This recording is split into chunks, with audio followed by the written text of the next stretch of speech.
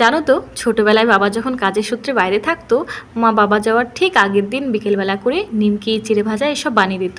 আর তখন আমাদের কাছে আলাদাভাবে ময়দা কিনে আনা ছিল একটু কষ্টের। তাই মা কী করতো জানো, ঘরে থাকা গমের ময়দা আর কিছুটা সুজি দিয়ে সুন্দর মুচমুচে নিমকি বানিয়ে দিত।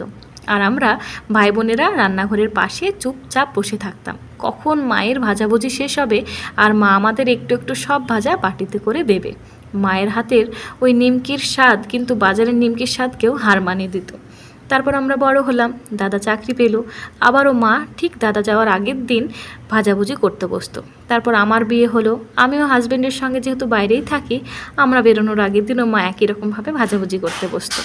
এখন কিন্তু সেই ছোটোবেলার মতন হয়তো অতটাও অভাব নেই, তবু মাকে বলি সেই আগের মতো করেই নিমকিটা ভাজো না মা, ওটার স্বাদটাই দারুণ লাগে। আর আজ আমার হাজব্যান্ড আমাদের ছেড়ে কিছুদিনের জন্য অন্য কোথাও যাবে, তাই আমিও মায়ের স্টাইলেই নিমকি ভাজলাম মায়ের জামাইয়ের জন্য।